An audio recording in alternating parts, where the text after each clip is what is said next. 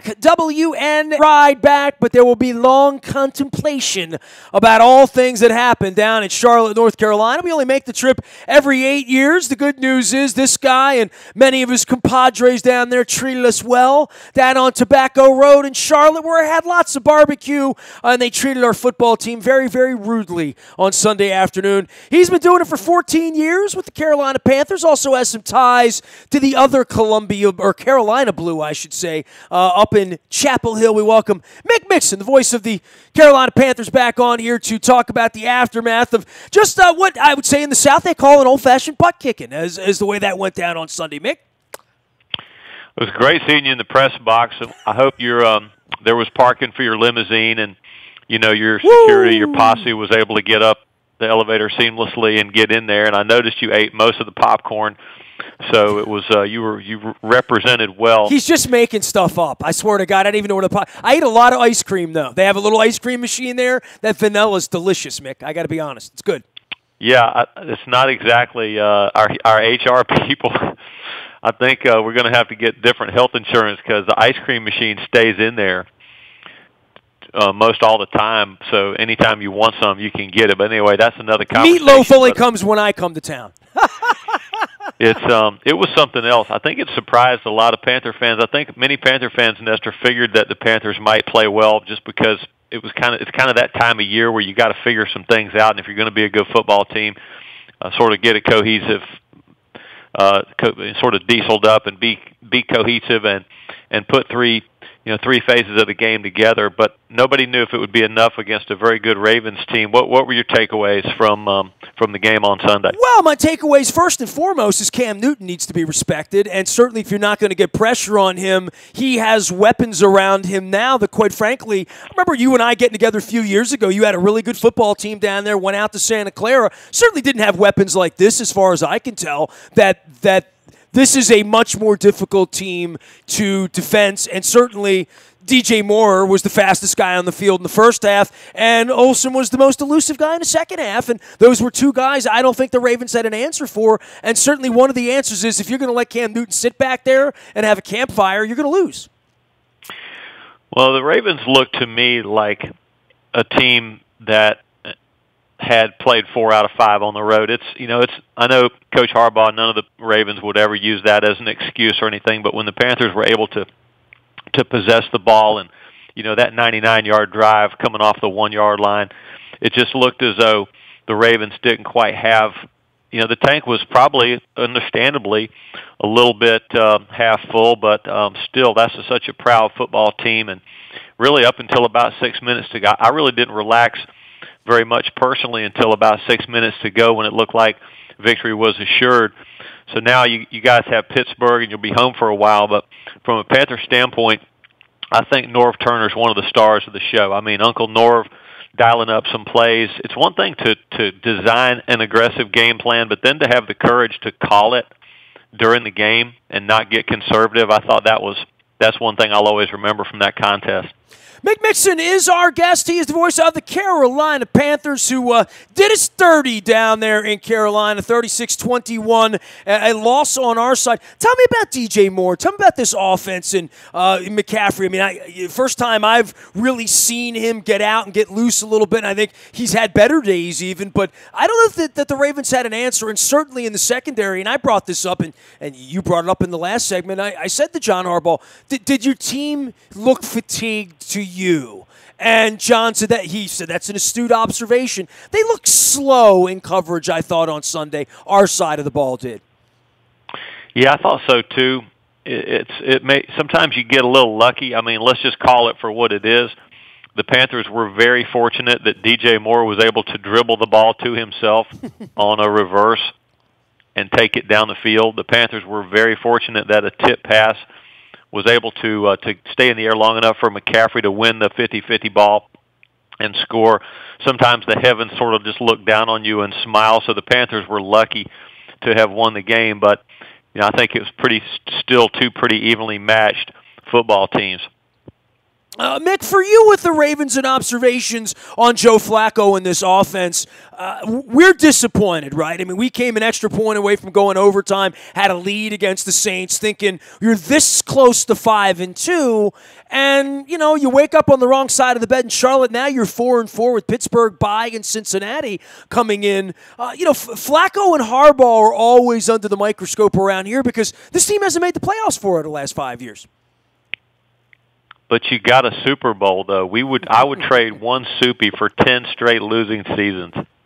I know you would, I brought that up a lot last week when I think about Carolina. And one of the things about sitting in your stadium in the third quarter, I looked around and it felt sort of familiar to me, even though I've only been there twice. It's because our stadiums are almost identical in the way they're built, the way the railings are. The seat colors are different, but they were built in the same time, same era, the same sort of sight lines if you're in our stadiums. And I thought, well, what's the difference between being a Panthers fan and a Ravens fan? Really, the difference is you went to 2 Super Bowls and lost them both. We went to 2 and won them both. And I think that is sort of the separator of where these franchises have been for nearly a quarter of a century, because that is a big difference maker. That's something that's missing in your town, that we've had a couple of parades here. Well, you're right, and that's really how Cam Newton's career will be measured. It's not fair, but it's the way it is. It's if you're a tennis player, if you play golf, how many majors have you won? It's just the way it goes. The equestrian community, you got to have triple crowns on your resume. Cam Newton has not yet won one. Flacco's been there and done it, so he'll always have that. From an outsider looking in, I read that you'll know this. I was curious. I've heard that Flacco does not have a Pro Bowl. That's correct. That's absolutely correct. He's never been to a Pro Bowl. He's never played on Team Deion. He's never played on Team Ray or Team. I don't know who all the coaches are. Team Rice. I know they've mixed that thing up, but no, that's correct. He's never made a Pro Bowl, and he's watched the Tyrod Taylors and the Derek Andersons, and there's been a lot of guys that have gone to Pro Bowls. Yeah, that's kind of crazy. But he's got I would if I were Joe Flacco, my pulse rate would be about 50. Because it wouldn't bother me a bit, because he's got a Super Bowl ring. Cam Newton may get one someday, but from an outsider looking in at Baltimore, naturally you want to win and you don't want to keep missing the playoffs. I saw in the Baltimore's press clippings that the Ravens have been to the playoffs once, have one playoff win since the Super Bowl. But on the other side of the coin, you got 2 championships in the decade or in the century of the 2000s. And the Panthers would give almost anything to get even one of those. He is Mick Mixon. He's been doing it a long time. You're waiting. You want the ring. You tasted it that day in Santa Clara. I know you did. Cam Newton. I'll take anything. A gym bag, a pen and pencil set.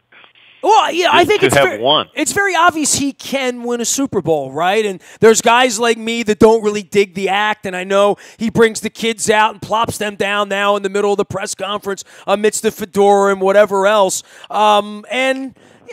I see him as a very capable guy, and he's certainly not going anywhere there. He is the whole engine here. You've changed owners without changing quarterbacks at this point, right? That is true. You can say whatever you want to about Cam Newton. Some people don't like the way he rolls. Other people do. But the one thing you have to, if you just talk about what we know to be true, he's got a heart for kids, heart for his foundation, good teammate, solid citizen. He doesn't have a police blotter where they're coming to his house, 911 calls, whatever. And he's competitive to the point of being combative.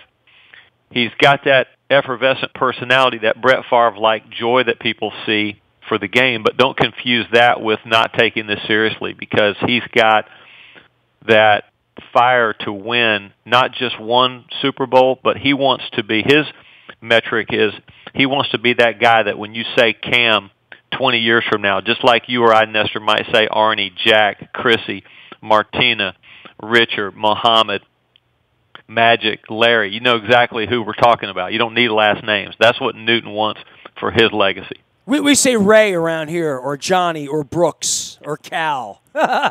We have those going on.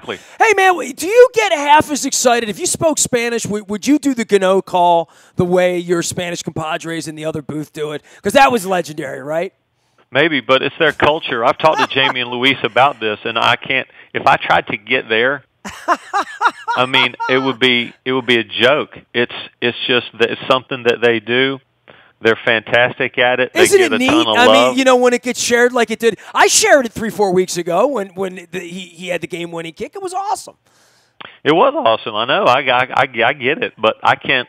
I talked to Jamie. He said, Mick, our culture is He said our philosophy of broadcasting is wake up, grandma. Even if it's a commercial for a funeral home, if you don't bring it at about 100 decibels, you're not going to get the message across. Some people would say that about me, Mick. I'm not as understated and Southern as you are. Well, you got to be. Isn't this true though? You got to be who you are. That sounds pop psychology and obvious, but so many people are interested in that dopamine hit and getting out there on Facebook and please like me, give me a thumbs up.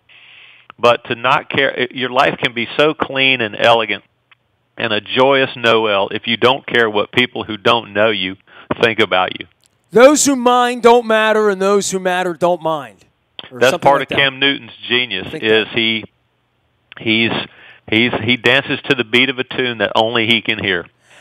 Mick, always a pleasure to visit with you. I'm sorry we don't make the trip more often because and I'll say this on the backside, and I've been traveling a lot, and we talk a lot of politics around here these days because we have a city a little bit under siege here in Baltimore. Things need to get better around here. And, I was in Cleveland a couple weeks ago. That's a city that's really improved. I was in Nashville, and I know, in your part of the world, every bachelorette in the world goes there. All the parties go there. All the corporations go there and whatnot. And you go to Nashville now, it's a completely different city from 15 years ago. And Charlotte's one of those places where I've only been a handful of times. I almost rented a car. My mom was from Abbeville, South Carolina. I know I've told you that before. I almost drove down there. But instead, I spent the day Saturday in Charlotte proper and going down to the south side and having some breakfast and having some lunch and some barbecue and some craft beer and whatnot. It's a heck of a town you got down there, man. Charlotte's really grown and come to life. There's cranes up everywhere and homes going up and buildings going up. Really a town on the come, your town. Thank you for saying that. We feel the same way. And if you move here, then you must have the Carolina Panthers don't have to be your first favorite team, but we have to be at least in the top 3. I don't know. I could live down there amongst Tar Heels and Blue Devils and Demon Deacons and all the ghosts of my youth on Tobacco Road. You know what I'm talking about, Mick.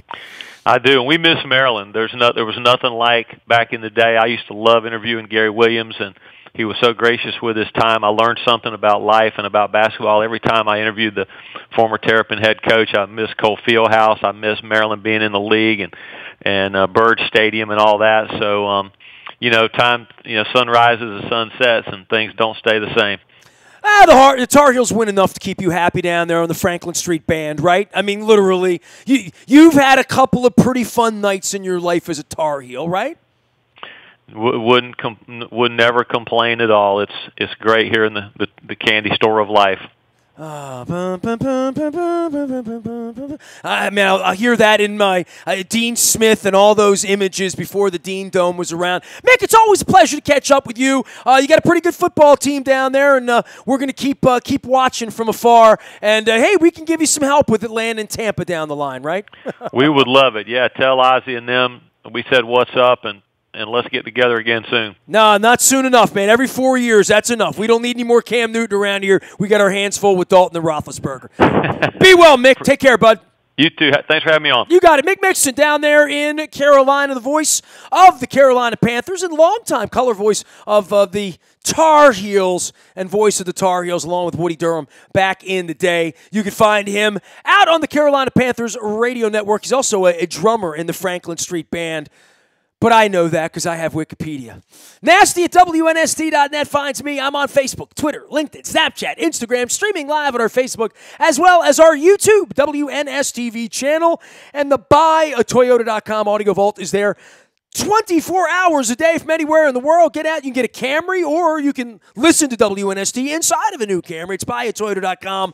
Sponsoring our audio vault there for all of your listening pleasure. Also got an interview with Johnny O as well as Al Redmer. I want to encourage everyone to get out and vote next Tuesday, or get out and early vote this week. If you get that opportunity the next couple of days, that shuts down on Thursday as well.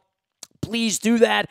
I am about rocking the vote. So I might be wearing some vote T-shirts around here before the week's over. Get my little stickers out, hold it up, put it on my Free the Birds cap.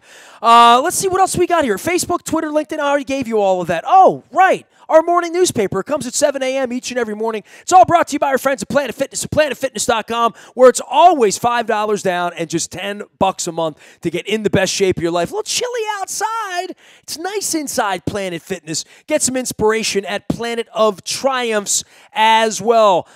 The Maryland Jockey Club and Laurel supporting our morning newspaper, as well as our website, with a click-through to the Laurel entries to the front of WNST.net. Been telling everybody about the Maryland Million and how much fun we had down there last week. You can get down there and enjoy the sports bar and the big TVs and the tasty crab cakes and the great food. A day at the races. It's a lot of fun, and they've remodeled Laurel for your horse racing pleasure. If you haven't been down there lately, you haven't been at all, get down to see our friends at Laurel Park. Last but never least, any breaking news happens first on the WNST text service. That happens anytime there's breaking news, as long as it's not after 10 o'clock at night. We don't like doing that to you. It's all brought to you by Coons Ford Security Boulevard. Dennis is here on Thursday from 3 until 5. It is the SSV on WNST, also heard on Sunday mornings. Royal Farms, real fresh, real fast, 99-cent coffee, still available.